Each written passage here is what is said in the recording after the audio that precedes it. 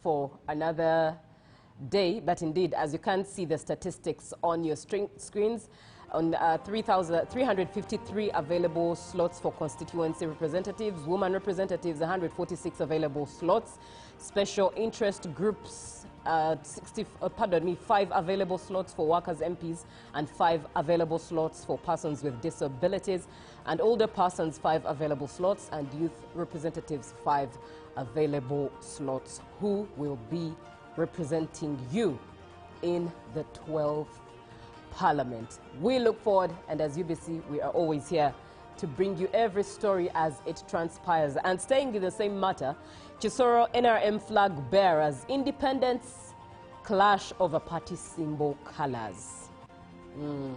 The National Resistance Movement flag bearers in Kisoro and independent candidates who claim to be members of the ruling party in Western Uganda district have clashed over the use of party colors and symbols as they canvass for support ahead of the 2026 general election.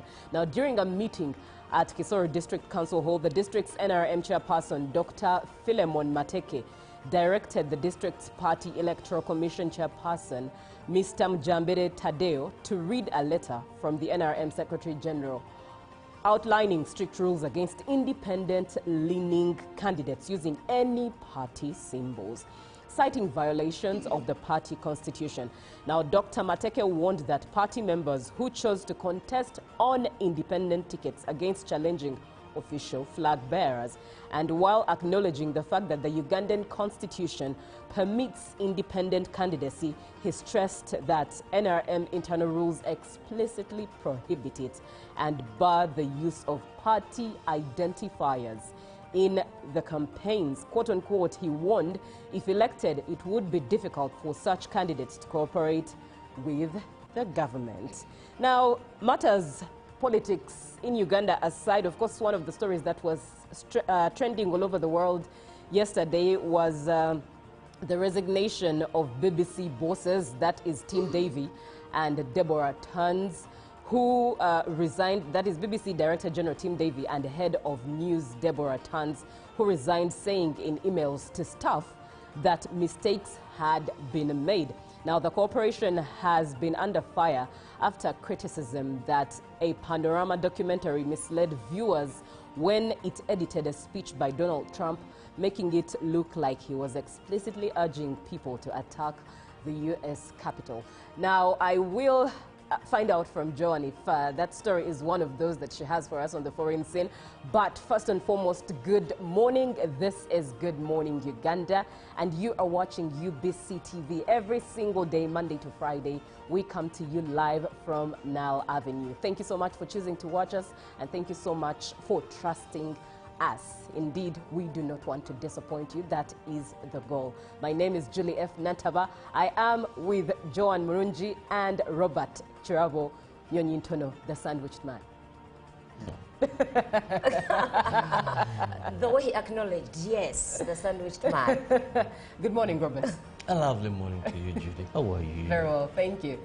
Good morning, Joan. Good morning, Julie. I almost said that it's amazing that we're all dressed on black coats, but it turns out that yours is navy blue. I hope you know that. Well, I have issues with colors because in my days, it was either dark or light. So we had a dark blue, light blue, dark pink, light pink. Not today, where I hear, is it forest green, and then I hear... What days are we speaking of?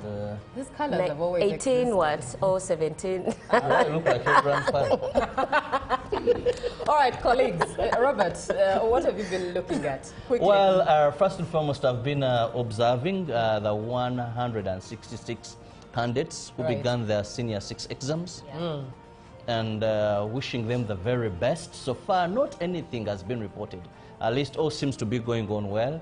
We have 70 inmates in Uzira prison who are sitting for their senior 6 exams. Now, I don't know, you sit for your senior 6 exams, if your sentence is still continuing, but at least you've acquired something while in prison. And the good thing with our prisons is if you're convicted and then you're serving a sentence, then you undergo what we call a rehabilitation program, where you can study, you can do carpentry. They come out of prisons with a lot of skills Not to say anyone wants to go there and get those skills. I don't want to be there and get skills from there. Now, also, this story of the prison warder who misused social media according to the public service standing orders and the code of conduct of prisons. The young man took it upon himself to lecture and express his feelings openly, forgetting that there is a code of conduct that governs him. Now he's going to be facing the disciplinary committees of Uganda prisons. We don't know if he'll still have his job or anything that will happen. But also, the Director General of Prisons has issued standing orders to all men and women in uniform under Uganda prisons to know what the orders and the laws say. They have ways of expressing their dissatisfactions, not going on social media and begin saying anything as you wish, because it will land you in problems. Finally, this nonsense. Which one? Yesterday, I'm sorry to use that word, but I think some people have to get to their senses and understand that much as they're interested in politics, not everybody is part of politics. Yesterday, we were very disorganized by the opening of campaigns for some politicians, members of parliament and Local government. local government. You know, some of these youth, for sure, I don't know if they're under influence of drugs, influence of alcohol. For you, you're having your candidate, then they have a big thing they are pulling around, and then you decide to knock on people's cars. Scratching them. Scratching them. What excitement. What excitement. Someone will get out and whip you thorough, you know, just because there were so many. So let's campaign, but with respect. Fellow, you people candidates, let me urge you honestly. Yes, you're looking for your vote. Someone is rushing to pick money somewhere. You're looking for your vote. Someone is taking a patient somewhere. And also the youth, you're sitting on top of these vehicles as if there is no tomorrow. When you fall, then your mother is in the village praying for you. Lord, protect my daughter, protect my son. Right. For you here, acting in a manner that is calling upon your great gods to come for you, your ancestors to come and pick you. Right, indeed, that's a stern warning. John, good morning. Good morning, Julie. Speaking of what Robert was talking about, actually, there is a senior 6 candidate who was supposed to begin exams yesterday, but because he went for a rally, he could not sit for the papers because he participated in violence, and he was exactly. But the Electoral Commission is very clear. It stipulates that campaigns are supposed to be peaceful. And even after elections, there is work, there is life after elections. And they also highlighted that voters and their agents must desist from voter bribery. So if you're the giver and the taker, once you are found guilty, you are culpable to a fine or imprisoned. I am not so sure if you heard what Robert's behind the scenes, on the scene, exclamations have been, but he says there you're lying. But anyway, of money, leave us alone. It is the Electoral Commission. We'll still choose to be the light. If you can't be the light, do not If even encourage. church alone, If you can't be the light, Even church. if you can't be the light, if you can't be the light, like it starts with you. It starts with you. One single human being, be the one to say no to anything that encourages corruption. Even if you're the only one in the crowd and you're the one looked at in a negative manner, it's okay to stand alone as long as you are standing for the right thing. Robert, what do we have on the local scene? eat the money, don't vote for him. The money don't vote. Choose God, because there's accountability at the end of your life. The NRM presidential candidate, Yoweri Kaguta Museveni, assured Mbale city residents of Uganda's steady economic growth. Museveni said, with oil production expected to start next year, Uganda will achieve a high middle-income status. He was campaigning in Mbale city. At Maluku grounds, thousands gathered to welcome President Museveni, who told them that Uganda's economy remains stable and resilient despite external aid cuts. President Yoweri Museveni consoled with the 19 families that lost their beloved ones and property in the recent landslides, which hit Buko district. Addressing his first campaign rally in Sebei sub-region from Buko district, President Museveni informed the gathering that his office has already extended a commiserating hand to the victims. Leaders from Bukwa district in the Sebei sub-region unanimously pledged to rally support behind the ruling NRM resistance movement and its presidential candidate Yoweri Kaguta Museveni in the forthcoming election. They said peace, infrastructure, and improved livelihood under the NRM have transformed their once troubled region into a thriving part of the country. Forum for Democratic Change presidential candidate Nathan Nandala Mafabi promised to compensate ex-combatants in Adjumani district. While conducting campaign rallies in Adjumani district, Mafabi expressed disappointment that the leaders representing the people of Adjumani have not demanded for this compensation. The Alliance for National Transformation presidential candidate General Mugisha Muntu's campaign trail had hit by the poor road, forcing him to skip some areas in West and East Otuke and Alabtong district. On his way to Otuke, General Mugisha Muntu's convoy could not reach in some areas because they were inaccessible due to poor state of roads. National Unity Platform 2026 presidential candidate Robert Kyagulanyi Ssentamu campaigned in Rukiga and Kabale districts, seeking support from Kigezi sub-region. Kyagulanyi, accompanied by his wife Barbara Itungo Kyagulanyi, urged the people of Kigezi to vote for the umbrella symbol in 2026 elections. He will today campaign in Kanungu and Rukunjiri districts before heading to Mitoma on Wednesday. 166,000 students across the country sat for UCE exams 2025. The 2025 Uganda Advanced Certificate of Education exams started smoothly across the country. At Chitante Hill, Kololo Senior Secondary School and City High, students were ready by 9 a.m. to sit for their first papers. At Mamdani Islamic Senior Secondary School in Mukono, all the 127 candidates, 86 girls and 41 boys turned up. The Deputy Headmaster Haji Muzamiru Sengonzi said learners were in good health and ready to write their exam. In Kagadi District, UNEP Supervisor Ramadan Nyondo Barongo reported exams began on time in all the 15 centers with over 700 candidates. Some candidates said the physics and history papers were fair. According to Uganda prisons, at least 70 inmates commenced their senior 6 examinations across various prisons in preparation for the 2025 Uganda Advanced Certificate of Education. Now, winding up our local stories, NIRA has uncovered an organized network that defrauds citizens by charging for services that are officially free of charge. These fraudsters particularly target individuals in urgent need of NIRA services. The suspected fraudsters have created fake websites and social media handles using NIRA's name, advertising express services for a fee.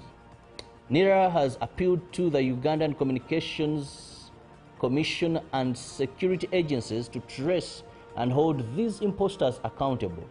Delays and unclear procedures within some government institutions have created loopholes that fraudsters exploit, taking advantage of citizens desperate for their timely services. Meanwhile, the Uganda Prison Service has warned its officers against participating in or taking sides in the charged political environment while on duty. Prison spokesperson Frank Baine said the Commissioner General has directed all territorial prison commanders to strengthen discipline and uphold the integrity of the institution. Now, with that story of Uganda prisons, we come to the end of our local stories. Let Joanne take us through what the rest of the world has. Okay, and from the global scene, this is Syrian community gathered near the White House to express support for Syrian President Ahmed al-Shara as he met with the U.S. President Donald Trump for talks on Monday. Footage shows demonstrators waving Syrian and U.S. flags, chanting slogans, and holding banners. Al-Shara's visit marks the first such meeting by a Syrian leader with the U.S. president since Syria's independence in 1946. And this comes just days after Washington removed him from a terrorism blacklist. The visit was aimed at discussing the future of U.S.-Syria relations, including regional security and sanctions relief, according to media reports. And moving on to the other story from the international scene, 2 Colombian mercenaries of the Ukrainian army were sentenced in the Donetsk People's Republic to 13 years in a penal colony each, said the FSB department. According to the statement issued, the DPR Supreme Court found Jose Aaron Medina Aranda and Alexander Ante guilty of committing a crime under Part 3 of Article 359 of the Criminal Code of the Russian Federation. These were sentenced to 13 years in prison to serve their sentences in a high-security penal colony. Investigators of the regional FSB established that the convicts joined the Kapskaya Sek Battalion of the Ukrainian Army in November 2023 and fought against Russia until July last year. They were subsequently extradited to Russia from Venezuela. And coming back to the African continent, residents in Bukavu expressed cautious optimism after the Democratic Republic of Congo and Rwanda initialed the Regional Economic Integration Framework in Washington, D.C. last week after U.S. mediation. Despite diplomatic progress, many residents in Bukavu remain skeptical after decades of conflict and a failure to reach or implement peace agreements. We welcome the progress of the talks from Washington to Doha. We sense the beginning of an inclusive dialogue. This is something to be welcomed because we believe that without dialogue, the war would continue, explained Benfat Muhimuzi, a member of the Pomba Solution Group. He added that peace and security remain paramount for the people of South Kivu. Today, all the roads are closed. We need food. All the banks are closed, and we are trapped, he explained, before calling on President Felix Tshisekedi to commit to launching elections on schedule. And he said, only he can speak and clarify that he will not add a single day to his term.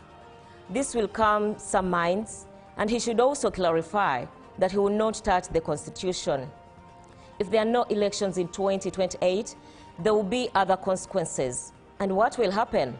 I think a force will impose itself, he warned. Now, that was it from the Global Affairs.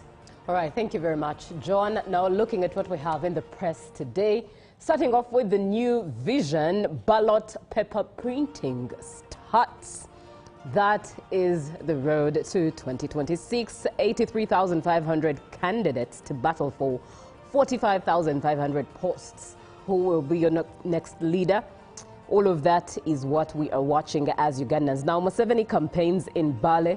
Picture there of the campaigns and the sea of crowds. Also, what Mafabi Chagulanyi told voters, race to fast oil, ECOP 74% complete. And looking at the manifesto, leaders urged to settle Bugweri standoff. Also, Lango mourns Chief Odur. Now, looking at the Daily Monitor, The Independence, and there really it's a story of the number of independent members of parliament representing the different parliaments from the 9th parliament to actually from the 8th parliament to the 9th, 10th into the 11th. That is in the Daily Monitor. Still in the Daily Monitor, central bank keeps tight monetary policy to control prices. And looking at other stories at the top, government issues fresh tough orders on land evictions. Also opportunity tenders in their tender deals at ECOP, URA, UCC, UNOC, Total Energies, World Vision, Lake Victoria Fisheries Organization, Works Ministry, Education, USAID, etc. Also, the Northern Uganda women keeping shea trees standing. And when it comes to the lizard, well, that is on the question of independence, the rise of independence. Even ministers are now defiant. That is that lizard for you. Now, heading on to the rest of East Africa, starting off with the citizen in Tanzania, why MPs need to look beyond party politics. That's one of the stories in there. And Samia hints at possible cabinet members with new MP nominations. Also, matters national rise, ESC posts strong trade growth as exports surge. Bishops call for peace rooted in justice. Also, in another story, Mwinyi outlines priorities as he opens House of Representatives and revealed pharmacies and silent drug misuse crisis. That is, we can tell that it's indeed an East African problem or an African problem at that, self-medication and the easy access to drugs at pharmacy stores. Now let's look at the Daily Nation. In Kenya, teachers split over SHA medical cover. That's the headline there. Health migration from the Minet-led consortium set to take effect on December 1st. Also, why Trump's deputy won't be coming to Kenya, and double loss as Bishop Sulumeti, gospel singer Bayo, succumbed to illness. Also, police hiring stopped by the courts again. All those are stories in the Daily Nation.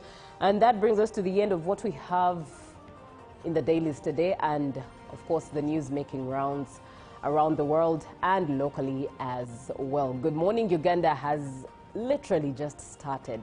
You've missed quite a bunch, but yet still there's still a bunch for you to watch. I am wondering what Robert and John are giggling at, but let's have a short break and allow them enjoy their light moments as we enjoy some music.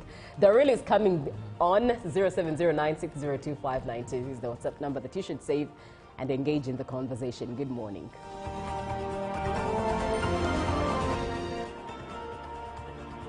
Of Uganda, 519th day of November 2025. You could say 11/11.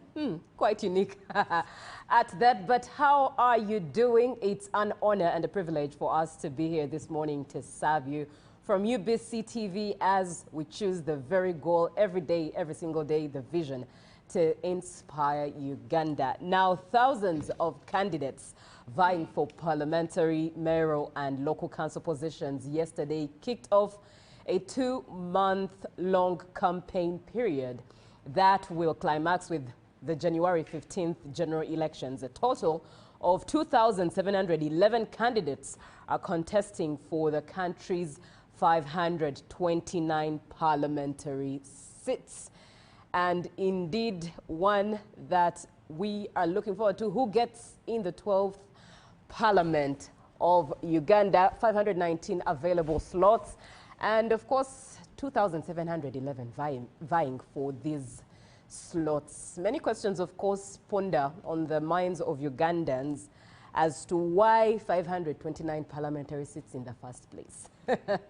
But indeed, that's a conversation that we can look at for another day. But indeed, as you can see the statistics on your screens, on 3,353 available slots for constituency representatives, women representatives, 146 available slots, special interest groups, 5 available slots for workers MPs, and 5 available slots for persons with disabilities, and older persons 5 available slots, and youth representatives 5 available slots. Who will be representing you in the 12th Parliament? We look forward, and as UBC, we are always here to bring you every story as it transpires. And staying in the same matter, Kisoro NRM flag bearers, independence clash over party symbol colors.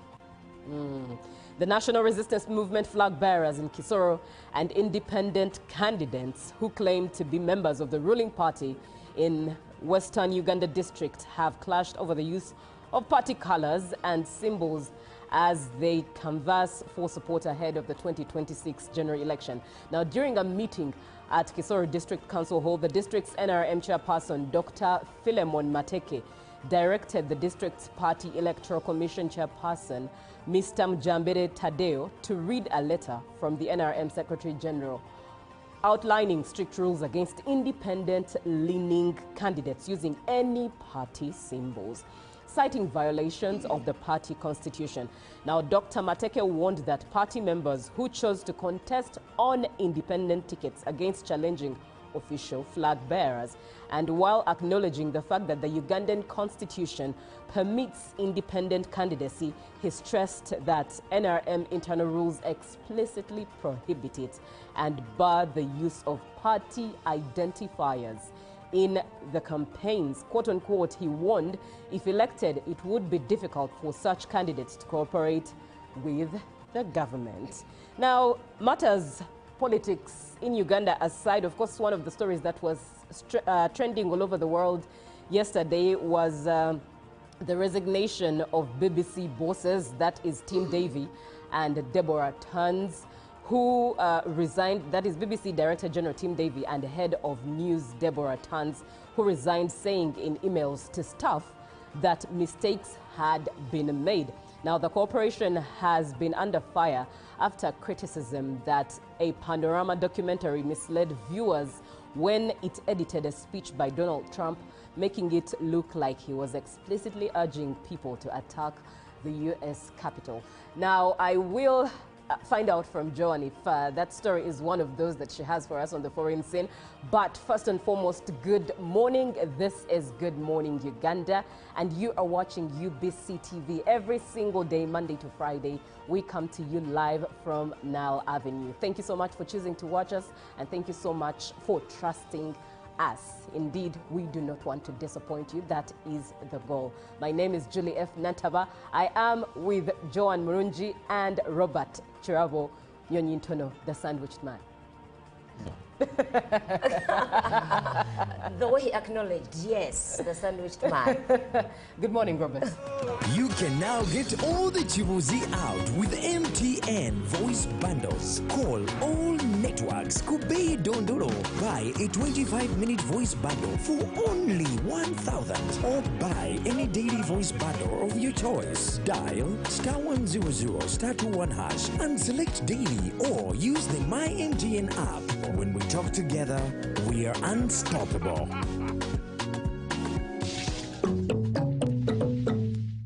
Exercise can't be sustained. Eating can't be stopped. It's even harder to lose weight. Come and give it a try.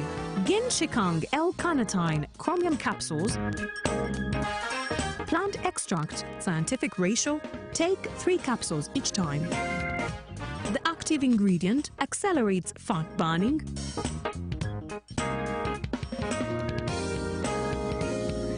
eat twice a day, don't take a detour. Weight loss starts now.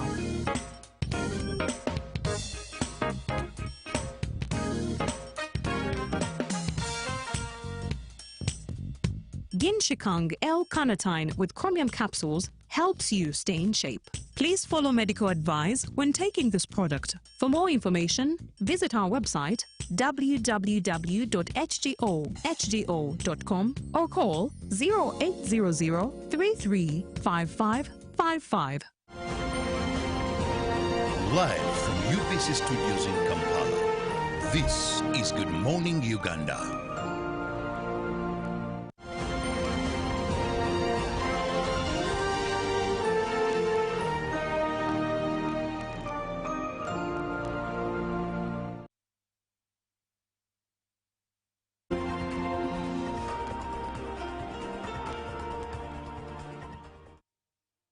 At exactly 7:04, welcome to the newsreel. Now, Uganda, our backbone is agriculture. Wherever you go, they will tell you Uganda's backbone is agriculture. That means we do grow a lot of crops and, of course, rare animals as well. But it is now 75 years since the establishment of NACRI, which is the National Crop Resource and Research Institute. Now, this has done so much. as far as research in crops is concerned, finding resistant varieties and so on. But I'm not the best to talk about this. I am privileged to have the director of NACRI, Dr. Titus Arichai, with me in studios this morning, with whom we are going to be discussing so much regarding this institute. Doctor, you're most welcome. Thank you, Robert. It's a privilege to be here as we mark this important day in the life of the National Crops Resources Research Institute. We are pleased for this opportunity. Now, Doctor, first of you, many could have heard of this, others may have not heard of this. But let's understand first, what is the National Crop Resource Research Institute? The National Crops Resources Research Institute is an institute of the National Agricultural Research Organization, NARO, which is an agency of the government of Uganda, established by law, the National Agricultural Research Act, and is under the Ministry of Agriculture, Animal Industry and Fisheries. What we know as NACRI, today Namlonge, initially started as an investment of the British colonial government way back in the 1920s, soon after the First World War. That early? Yes. And the whole idea was focused on cotton. The British government wanted to ensure that there's a steady supply of cotton to the textile industry in Britain, and that meant that farmers needed to be supported to grow improved varieties of cotton and good quality cotton that is protected from pests and diseases out there. So that is when the colonial government in 1921 established the Empire Cotton Growing Corporation, which by around 1942 was transformed into the Cotton Research Corporation. And the British government took a decision to establish a central research facility for the whole of Africa at a place near Kampala called Namlonge. So that marked the beginning. And no wonder many people refer to it as Namuronge. When you tell someone, if you talk about NACRI, it may be hard for them to understand, but once you talk about Namuronge, everyone, many farmers will understand. Precisely. NACRI is located in the village called Namlonge, which is just 27 kilometers north of Kampala. And so from cotton, work in the 1940s, then the government then set out to establish facilities and bring in experts. And the official launch of Namlonge Cotton Research Corporation was on 9th of November, 1950. So this week we mark the 75th anniversary since the official opening of the Namlonge Cotton Research Corporation. Okay. Now, Doctor, that said, in modern day today, what is being done at this institute for our viewer to understand what activities, how has it helped in transformation of this country, more so in the agriculture sector? So from focusing just on cotton in the 1950s and 1960s up to the 1970s, in 1972 is when the Namlonge Cotton Research Corporation was handed over to the government of Uganda. And when that happened, other crops started to be introduced. And in 1990, we saw the mandate again change a little bit. Animals were brought in. So the institute became the National Agricultural and Animal Research Institute. And we're looking at animal production, crops like cassava, sweet potato, maize, Beans also were brought on board besides cotton. Another reform took place in 2005 that removed the animal component and took it to another institute of Naro. And as we operate now, we have what we call research programs. We have 4 research programs. These are research teams and facilities that focus on a group of crops.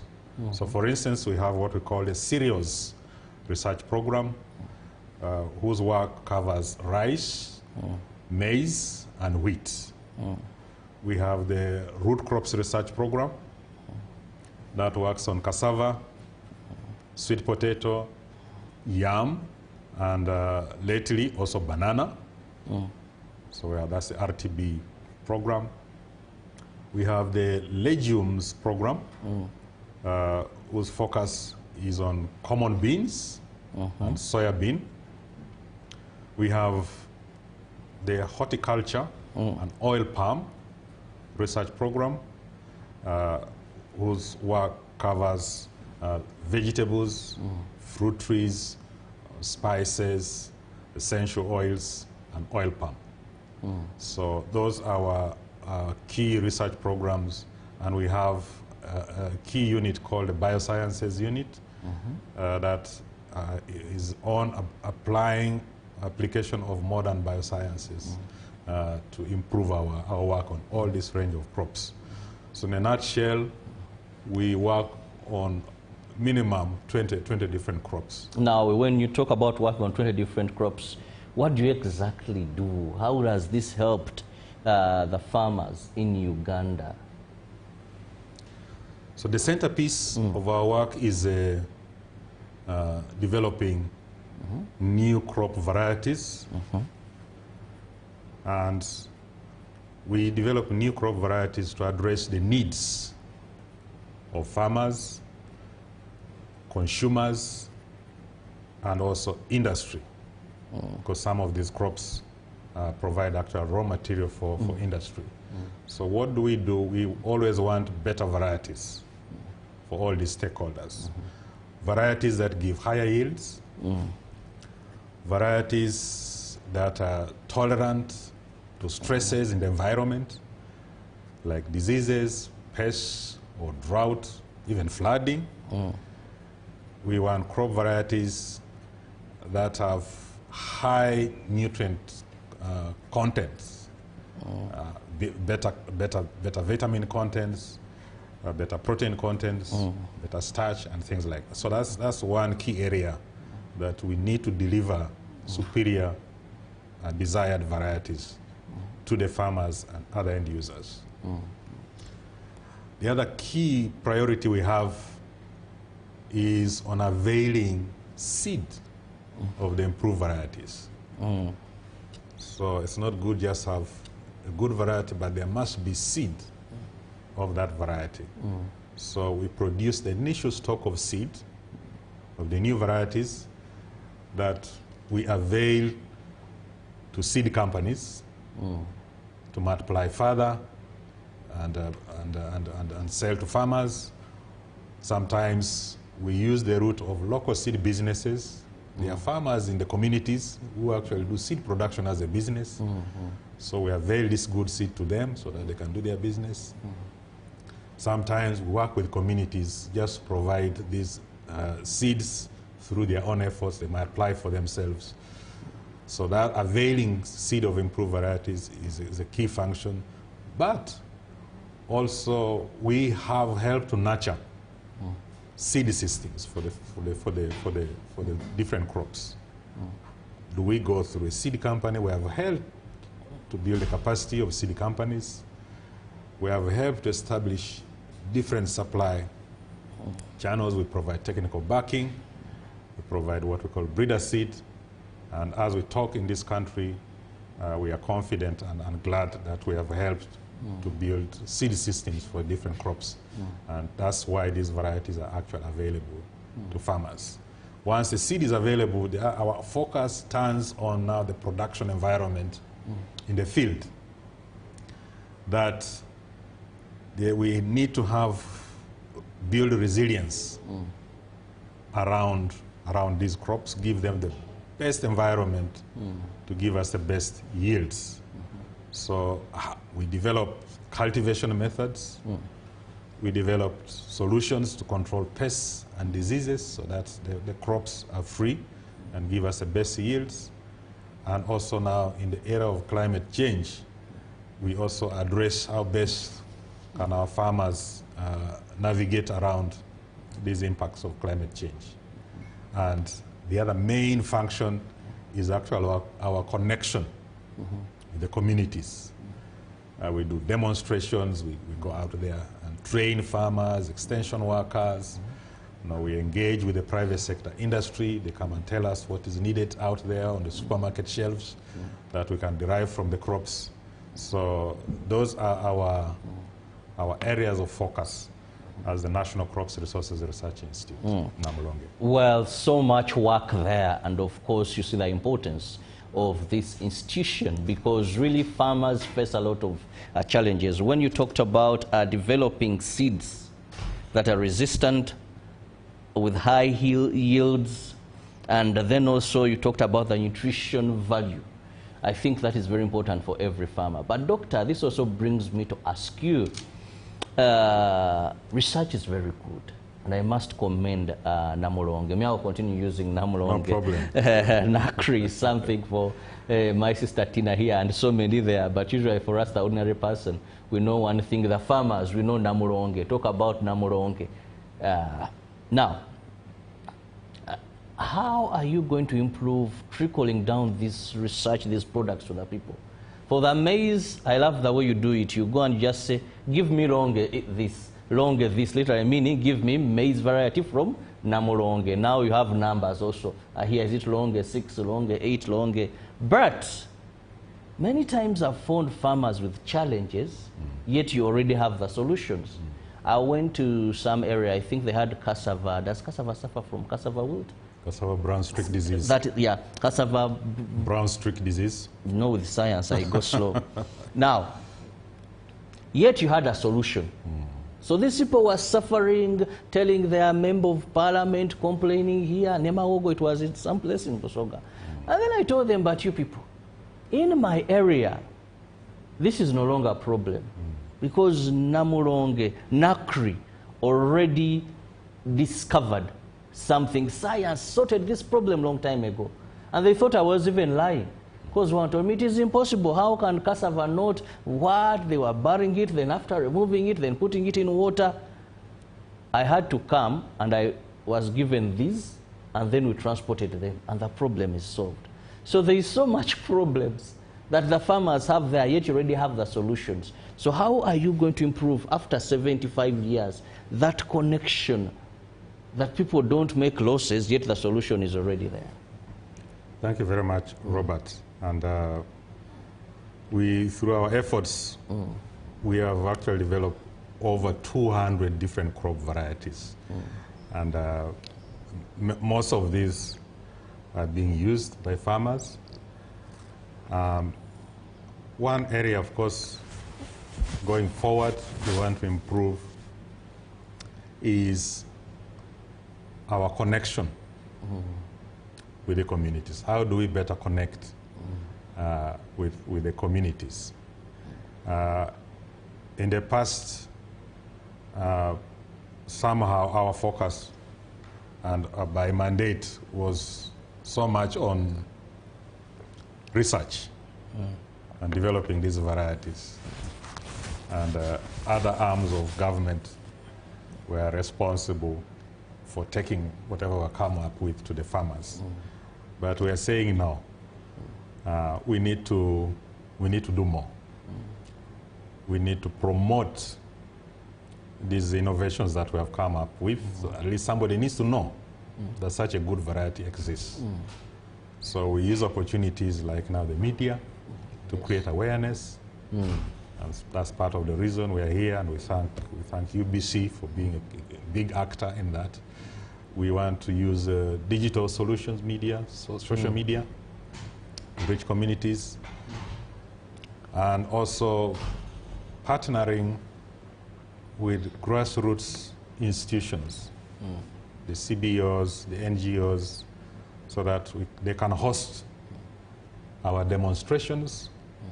We come in the community, plant a demonstration plot of, say, cassava or sweet potato or rice, yeah, so that they come, it becomes a learning center which is within the community, maybe at the parish level. They come and learn about those technologies there. And for many of these crops, whatever is grown in that demonstration plot actually becomes their initial source of seed. They can pick from there to go and multiply further. So we want to do demos which are community-based. We want to have many awareness creation activities which are near the community, but also for the communities that are not far from Namulonge. Our doors are always open. Yes. And we invite them to feel free to come.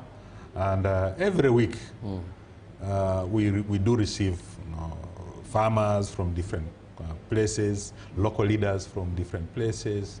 We receive school children. So Namulonge, as we call it, is really a very vibrant place. And as you come, take the knowledge with you, and many times you might also be able to go with a seed. If not, we can advise you where to access that seed. Yeah. And I must say they never get tired of visitors because they have never gotten tired of me. I love Namulonge because every time, being a person who is passionate about farming, I find there is a new discovery or a new method of doing what you're doing and doing it better and making more profit. Now we can take the whole day discussing activities at Namulonge, and I just want to implore you to go and find out for yourself. Most so if you're in the area of agriculture, you'll benefit. I'm always there. I've never been chased there, and I ask endless questions, and I always get answers. Now, 75 years, Doctor, how are you planning to celebrate this? Do you have any specific plans, activities lined up? Please, I'm eager to know. So the main activity is the event that we'll have on Friday, the 14th of November at Nakri, where we have opened our doors to the public to come and join us for the whole day, starting at 9 a.m. We have planned a number of activities on that day. First, we will be displaying the technologies and knowledge products that we have generated throughout this history of 75 years. They'll be there to tell our story. We will also have moments to really tell our story for the different crops. Where have we come from, and what have we achieved, and where do we want to go? We want to look into the future with a lot of hope and confidence. We will also have some dialogue with our stakeholders to help us shape the future of where we should be going. And we have invited all our past leaders, the past researchers, people who have left a mark at Namulonge and in the country to come and reflect together with us. So it's a day where we just really want to reflect on what the Institute is, where it has come from, the path that we have walked as an institute for 75 years. Basically, we want to draw inspiration from all our stakeholders that day. So it's a moment also of celebration for the achievements that we have recorded over this period. So the public is invited? Yes, the public is invited. Our doors are open. We'll be very, very happy to receive you, to come and celebrate with us, but also to pay tribute to the gallant sons and daughters of Uganda who have made significant contributions to the food security of this country and also of the region. Okay, well, very interesting. You must be there, Namulonge, at 75, and the great work that it has done over the years. So please, you can't afford to miss. It is this Friday. Make sure you are able to come and be part of this. Now, I'll just give Doctor a few minutes for your parting shot. So my parting shot is that this is a moment for us to acknowledge the legacy of what this country has been able to achieve over 75 years. And we know that agriculture is a mainstay of this economy. And we have the National Cultural Research Organization that is doing great work through its institutions, the Public Cultural Research Institutions. And as Namulonge, we have had a privilege to make a contribution to their cultural development and national development of this country. So we want to extend an invitation to all of you to join us in these celebrations to commemorate the great work that has been done to keep alive the crop sector in this country, but also join us in the work ahead. We see a lot of challenges and opportunities ahead of us. So we extend an open invitation for you to come and collaborate with us in the work that we do, because we believe science is people-centered. And at that point, Doctor, sorry to intervene your concluding remarks, but there are quite some questions that we can't leave without. One says, I'm Simon Ngari and interested in your works. Where is the occasion taking place and what do I need to attend? Now, that is Simon Ngari.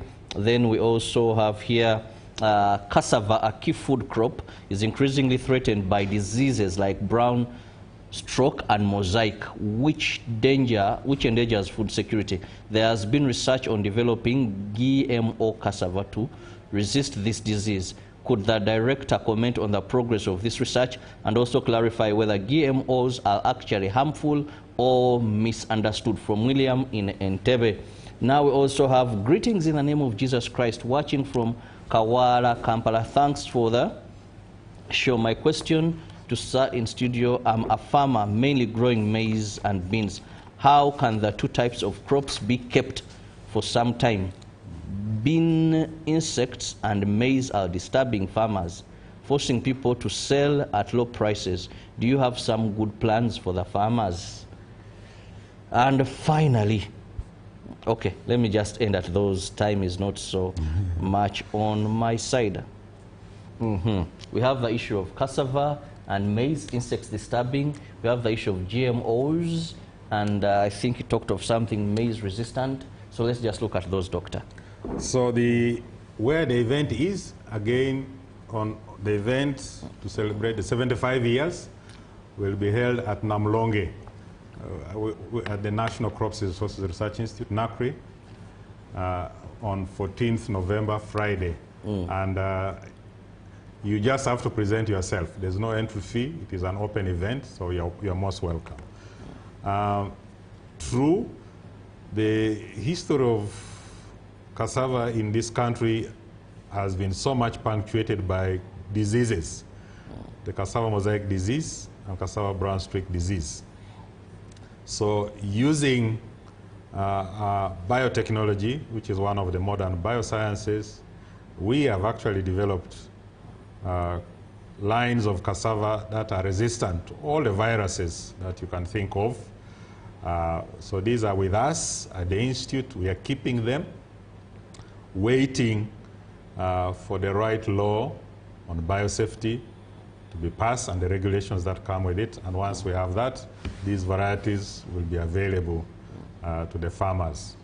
On storage of beans, yes, storage pests are a big problem, and we have a number of solutions for that. We have nature-based products that can be applied. We have storage innovations that can be used to extend the shelf life of beans. And some of this work, actually, if you go to the National Cultural Research Laboratories, you'll find these solutions available with them. Okay. Well, thank you so much, Dr. Titus Alichai, who is the director, the National Research Resource Institute at Namulonge. The day is Friday. Please find time and go there. I can guarantee you, you'll never remain the same when you get to this institute, because you're going to find out that most of the problems regarding crops farmers are facing today, solutions are already there. And you'll come home and remember His Excellency advocates for commercial agriculture. Now, in commercial agriculture, you need crops that grow fast, that are resistant, that bring high yields, and also the nutritious value is very important. And NACRI answered that for you. Well, see you in an hour to come. For now, I'll leave you with Julie, and of course more broadcasting coming in, not forgetting business and also sports updates.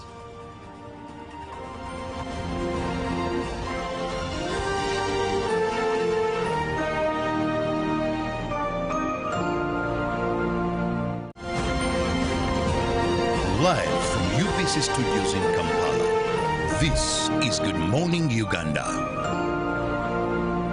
Following our earlier communication regarding the technical challenge that affected the transmission of some free-to-air television channels, Uganda Broadcasting Corporation UBC wishes to provide the public with an update on the ongoing restoration efforts. Our engineering and technical teams have been working diligently to resolve the issue and restore normal transmission. While substantial progress has been made, the process has taken longer than initially anticipated due to the complexity of the fault. We assure our valued viewers and partners that full restoration remains our top priority, and every necessary measure is being taken to ensure a stable and reliable signal across all affected platforms.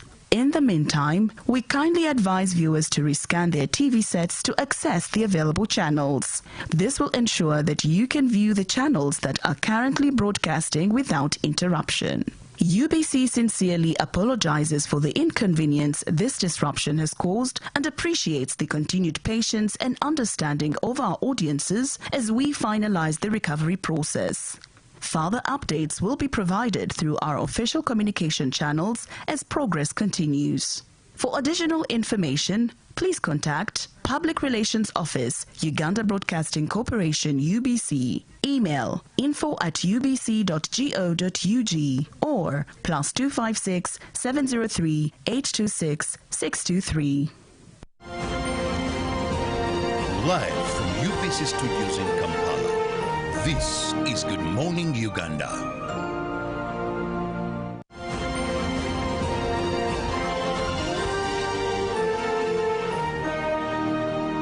Brought to you by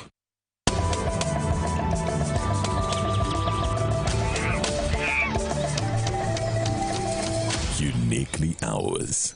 Explore Uganda. About this particular mosque, and today being our climax, we are also shooting at the rooftop of Gaddafi Mosque, which has the most beautiful views, and here you get to see the 7 hills of Kampala. I don't want to spoil for you, but stick with us to get to know more about these hills and what is there for you to see on top of Gaddafi Mosque. My name is Zakia Lucky. Welcome to the GMU Tourism Express.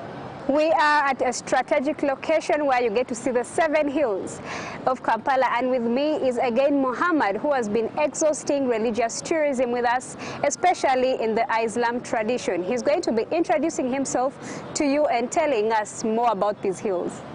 Yeah, so viewers, once again, you are most welcome. Right here we are at the top of our mosque, from where we can have a more defined view of Kampala, more especially the 7 traditional hills which make the city of Kampala, or where Kampala originally began. So these sites, one of them is right here where we are, or the Kampala Hill. It's in the center of the city. And this is where the colonial activities began. So Kampala of today began from here and spread to different directions. And from here you can also be able to see the other 6 hills of Kampala. From this hill, we have another hill called Mengo. Mengo is in the south of Kampala, from where we are standing. And Mengo is where you find the palace for the king of Uganda. So that hill is one of the 7 traditional hills where Kampala began due to the presence of the Buganda Administration Center. Okay. Then another hill is called Lubaga. Lubaga is also in the south of Kampala, where you can see the twin towers. Yes. Those twin towers is the church, which was built in the early 20th century by the missionaries who came here to preach Christianity. So when those people came here, they were accommodated to that hill by the king of Uganda, and they began to preach within the boundaries of Uganda. Then they didn't come alone. They came with another group of Anglicans who were also settled on another hill called Namirembe. So that brown dome is the top of a church, yes, which was started around 1919 by the missionaries who came to preach Christianity, and they also began from Uganda. So after the unification, all those activities began to spread beyond the boundaries of Uganda. So the presence of the 2 churches on top of a hill make those sites to be among the 7 traditional hills of Kampala. Now, still in the south of Kampala, we have another hill called Kibuli. Kibuli is one of the 7 traditional hills. Why? When the Arabs came here,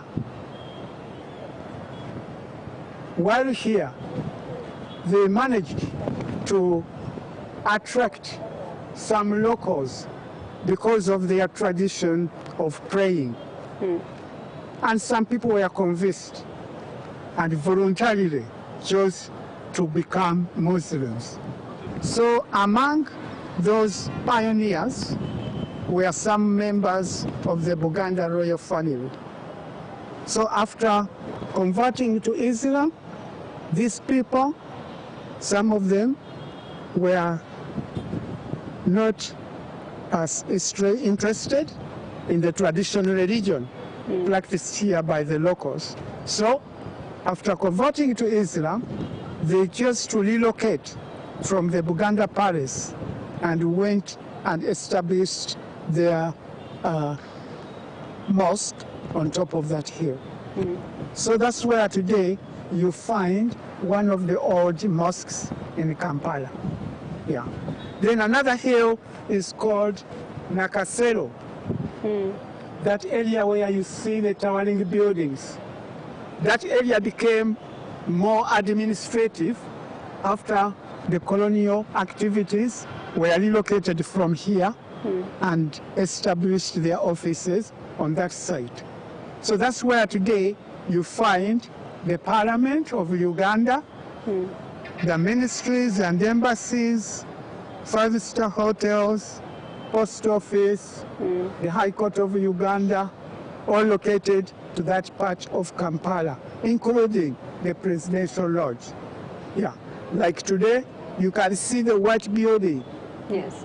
That is a hotel, and is a recent 5-star in Kampala. It's called the Pearl of Africa, reflecting the nickname for Uganda. Then we have the towering building with glasses. It's called the pension house.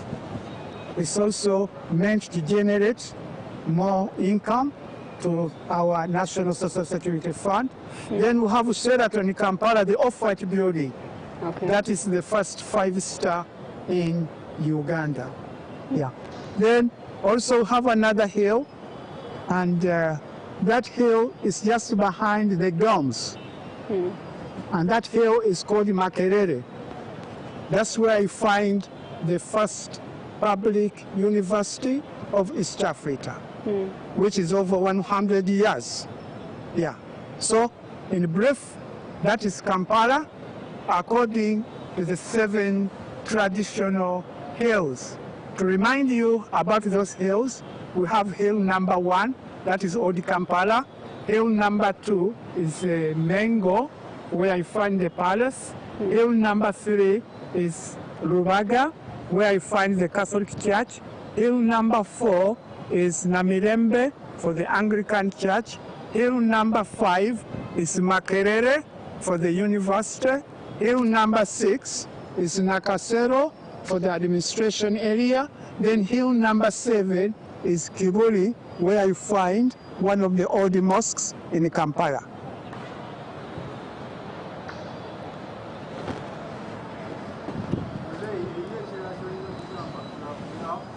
How was the, okay. Hey, okay. So, as we wind up our activity here, I would like, first of all, to thank all those Ugandans who have sacrificed their time and money to come and visit our mosque, the national mosque. When you come here, you have a lot to learn, as we have already presented to you some of this content here. And we are still pushing forward, analyzing and making more research about different sites and their significance as far as Kampala is concerned. So I can assure you, by the next time you come here, we shall have a lot more to see and also a lot more to learn from here. Thank you very much. Is there something? Yeah, so I was appealing to Ugandans to come, or it is about to visiting the mosque and make your contribution here so that we can also be able to maintain this building here and also attract more visitors from outside to come and visit as many sites as they can afford. That would also enhance our income and make our economy grow. Yeah. Yes, so besides the 7 hills and calling up visitors, what could you want your closing remarks to be, or any other thing that you probably forgotten that Ugandans or tourists should know about this mosque? What most people should know about this mosque is that this is the first tourist attraction in Kampala. You know, our city here is very congested as of now. And some of these people normally refuse to walk around because of the congestion and the hassle they have to go through. But once these people come to this site, where we have this minaret, everybody can be able to have a 360 degrees view of the city Kampala. And to the students and the learners, when you come here, there is a lot to learn about the history of Uganda. So, those are some of my remarks about this mosque, and I would be very grateful to see more Ugandans coming here because this property belongs to Ugandans. Yes. Yeah.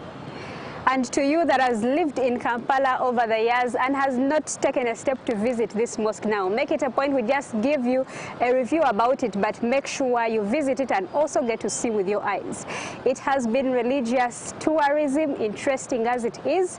We are going to still take you to other parts of it so that you can learn so much more. And throughout this episode, to remind you, I have been dressed by Tessie Hijabs. If you want to know about their locations, find it on our social media platforms. Now stick with us every Monday to Thursday at 7 a.m. There's so much more that we discuss regarding tourism. Make it a point to be with us, and thank you for being with us. Have a beautiful day.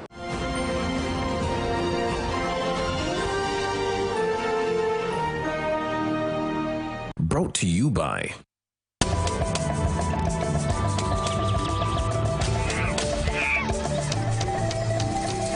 Uniquely Ours. Explore Uganda.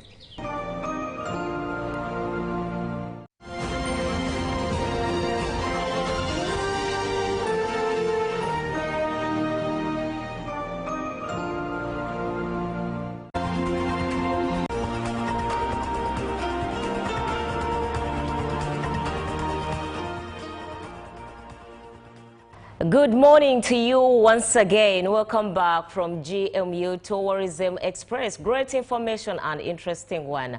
Yes, some of you have been to the 7 Hills of Kampala, but you didn't know they were part of the 7 Hills. Now, GMU Tourism Express is proudly sponsored by Uganda Tourism Board. It's time for GMU Business Today. My name is Joanne N. Murungi. Now, starting off with the economic information, Bank of Uganda maintained the central bank rate for the month of November 2025 at 9.75%. And the move reflects a confidence in the improving domestic economic environment while remaining vigilant to persistent risks in the global economy.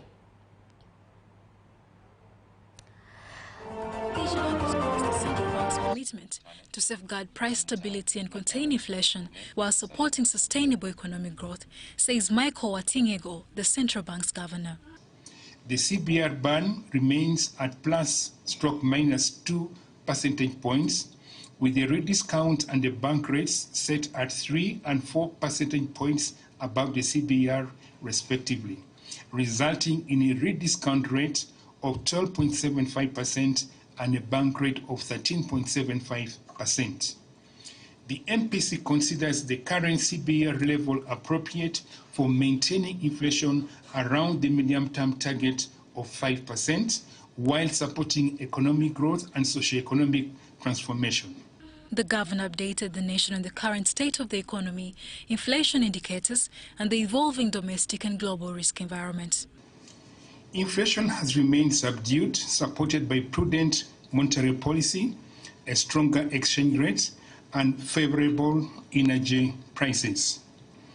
Over the past 12 months, annual headline inflation averaged 3.6%, while core inflation averaged 3.9%, both remaining below the medium-term target of 5%. Uganda's GDP growth reached 6.3% in the financial year 2024-25, up from 6.1% in the previous year. This upward trend is expected to continue. This will be driven. And advancing to the financial reporting, Ugandan fintech innovator Tisini has entered a strategic partnership with global payments infrastructure provider, and that is Sphere Labs. This is aimed at transforming how credit and investment opportunities are accessed across Africa. Let's have a look at this report. The partnership unveiled during the just concluded All Africa Pension Summit was formalized by Tisini Chief Executive Officer David Ofungi and Sphere Labs Vice President for Global Strategy Mohit Balodkar. They have the expertise, the regulatory engagement, the build trails, but also what we have is market knowledge. We know we're consumers of these products. I use mobile money and digital banking all the time.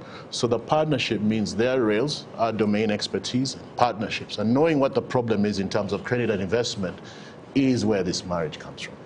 For us, Again, the mission is about driving financial access and equity first and setting what the future of these payment rails could look like. And we hope with Tessini's partnership, we'll come here and eventually get the appropriate licensing and rails to be a strong player in this space and support folks like MTN and M-Pesa as well.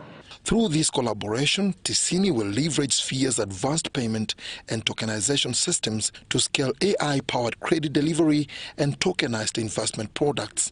Using behavioral and pension contribution data, Tessini aims to unlock credit access for over 400 million underbanked Africans, tapping into an estimated $2 trillion private credit potential. We're having discussions with pension funds across the continent because our solution makes them extend coverage, but also gives them intelligence on investable assets, which means not just institutions, but if you know someone, the diaspora, our friends and relatives out in the diaspora who want to make investments, we'll find a platform that allows them to get a piece of good credit or anything else that's tokenized. Sphere Labs, on its part, will provide the backbone through its Sphere Pay system for compliant cross-border payments and SphereNet, a blockchain network for secure, regulated, tokenized assets. The natural symbiosis that comes from what David is talking about is that once you have this credit level data, what you really need is to be able to verify a counterparty, to be able to say that a counterparty exists, that they have X level of spending history. And coming in from the industrial sector, the Minister for Agriculture and More Industry and Fisheries, Frank Tumwebaze, has inaugurated the 60th National Agriculture Research Organization Governing Council. Gracing over the event, Tumwebaze urged the council to spearhead the transformation of Uganda's agricultural sector through innovation and modern technology. The newly inaugurated 15-member Governing Council, chaired by Dr. William Olaho Mokani, will provide strategic oversight and policy direction to guide agriculture research and innovation in Uganda. So we must see the evolution of modernizing and mechanizing agriculture, aided by science and technology. It's high time we really with all the knowledge required to undertake solutions. Your core role is research, is innovation.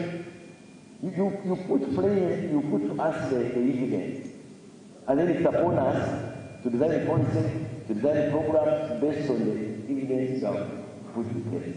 Dr. Yona Baguma, the NARO Director General, appealed to government to review the law governing NARO in order to strengthen service delivery through research and build human capital. The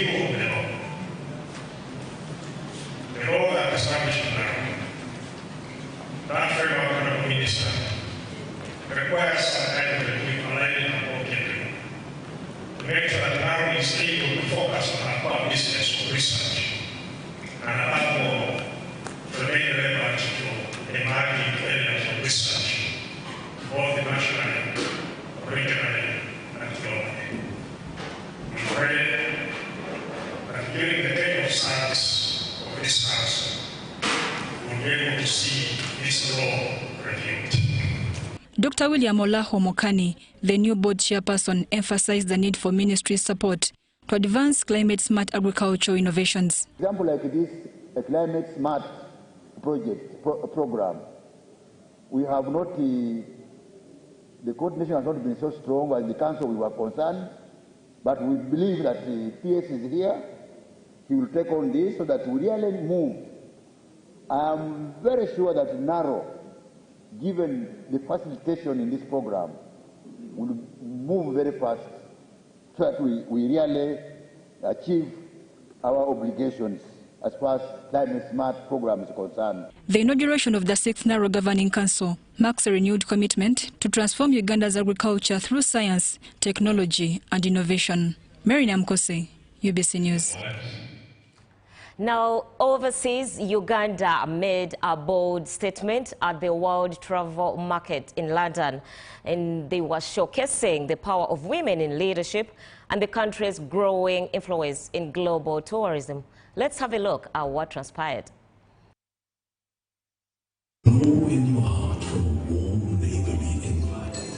The Chief Executive Officer of the Uganda Tourism Board, the Uganda High Commissioner to the UK, and the Uganda Airlines Chief Executive Officer, all women, positioned Uganda as a must-visit destination for global travelers. Music, art, cuisine, and the soul of our nation.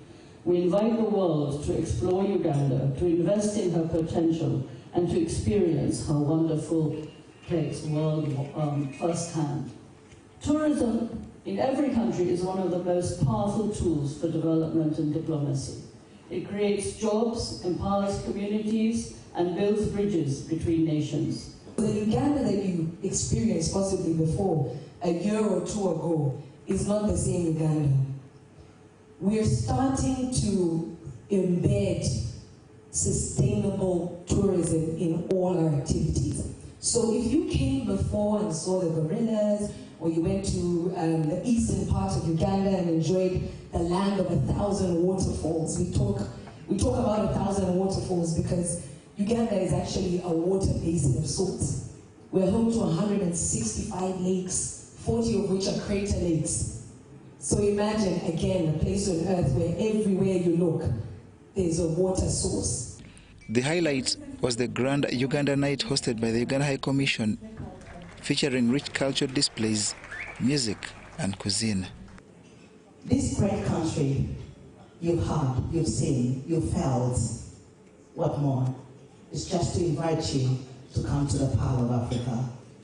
We've got great opportunities for you to invest in. We are focused on 4 main areas where we are looking forward to partnering with you. We call them the ATMs, just like the one for withdrawing money. Agriculture, tourism, mineral development, science and technology. I believe you all fall somewhere there. We are having a program with different universities to promote science and technology, not only in Uganda, but in the region, because our Makerere University is not only a Ugandan university, but it's one of the icons for research in the continent.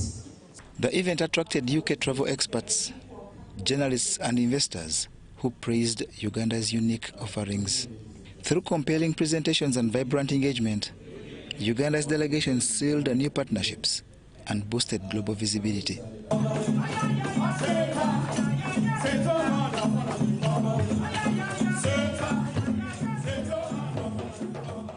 With strong... Yeah, the culture dance reminded me of my days in high school while involving myself in music, dance, and drama. Yes, let's have a look at how of 10th November 2025, and starting off with the USD or the US dollar, it was bought at 3,498.95 and sold at 3,508.95. By midday, the US dollar bought at 3,499.18. Don't get ahead before you get started. My name is Joanne N. Moronji. The agenda is coming up with Julie. Good morning once again.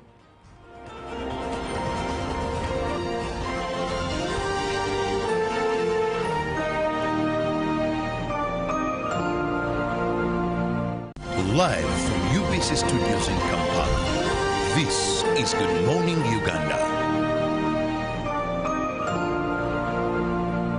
Pick of the day on UBC.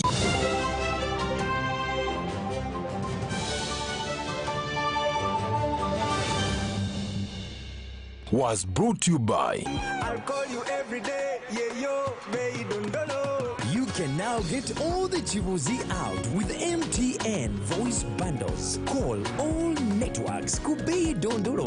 Buy a 25-minute voice bundle for only 1,000. Or buy any daily voice bundle of your choice. Dial *100 *21 hash and select daily, or use the My MTN app. When we talk together, we are unstoppable.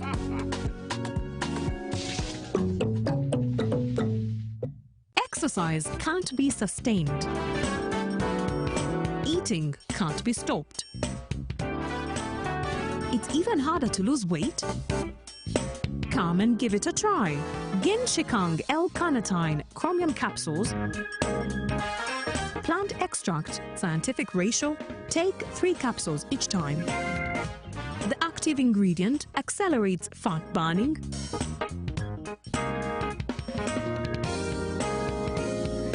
eat twice a day, don't take a detour. Weight loss starts now.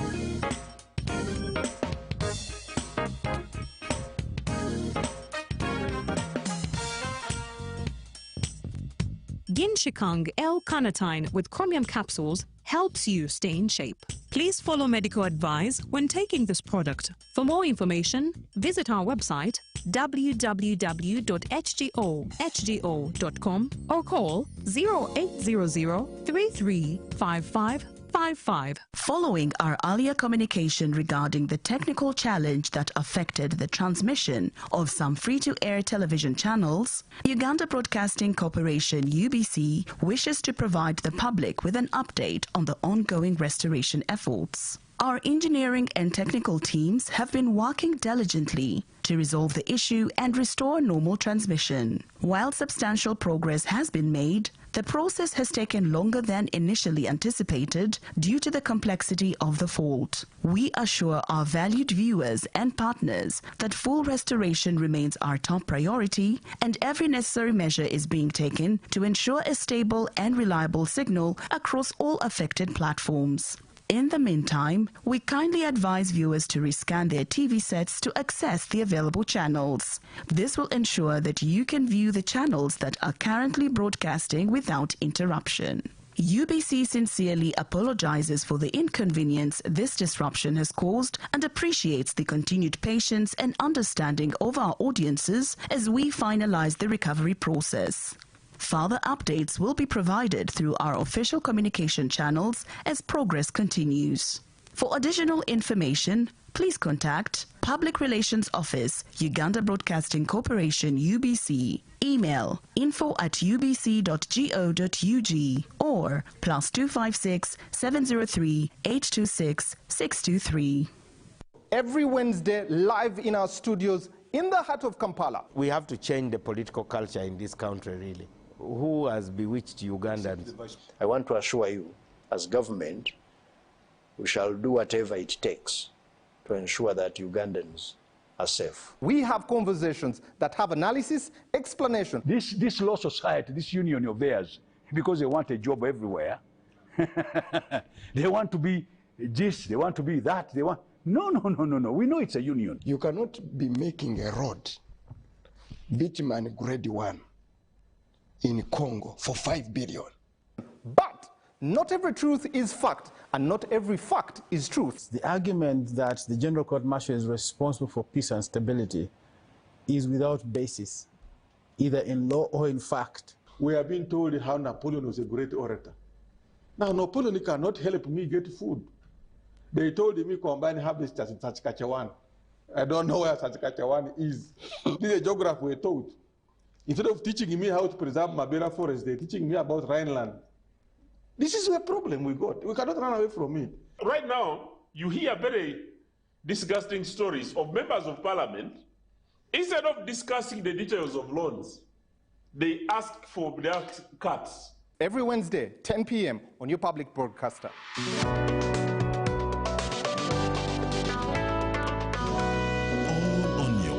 Broadcaster, UBC, inspiring Uganda. Juko. Yo. Check the shopping, man. What's your secret? Haven't you heard of the parish development model, PDM? Yes, I did, but I thought it was just a talk. No, it is real. I and a few friends together formed a circle, accessed money from the PDM, invested in a portrait project, and now things are moving. Juko. I thought I was one of your friends. You are. But you left me behind. I didn't leave you in poverty. What you do, just visit your LC2 chairperson and your parish chief and start the process of economic transformation. Just like that. The parish development model is an initiative from the government of Uganda through the Ministry of Local Government designed to transform all lives of Ugandans for the better. PDM, my parish, my development, my life.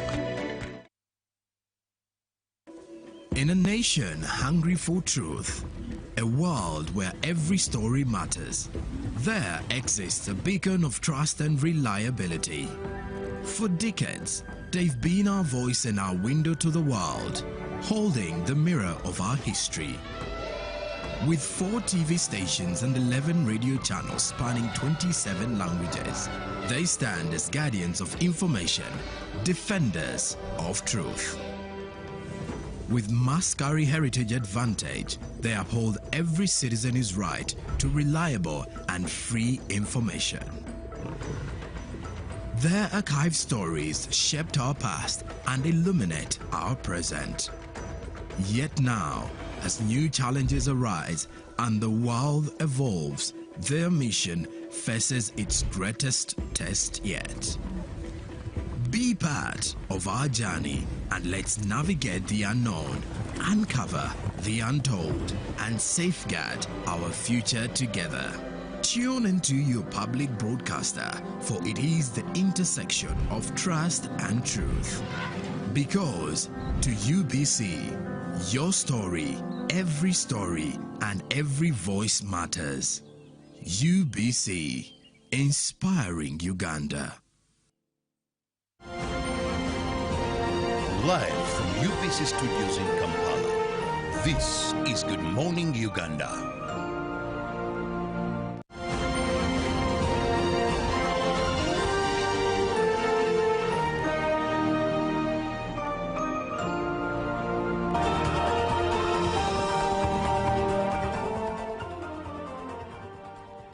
Good morning, Uganda. Welcome back from JMU Business Tourism Express as well as The Rail. It's time for the agenda, and my name is Julie F. Nantaba. 0709602592 is the WhatsApp number that you should save and engage to be part of this conversation. Now, Uganda has had recent efforts. Of course, in recent efforts, there has been progress in the fight and AIDS. And these efforts show a significant progress in reducing deaths and new infections. Key updates show that 64% reduction in AIDS show new infections.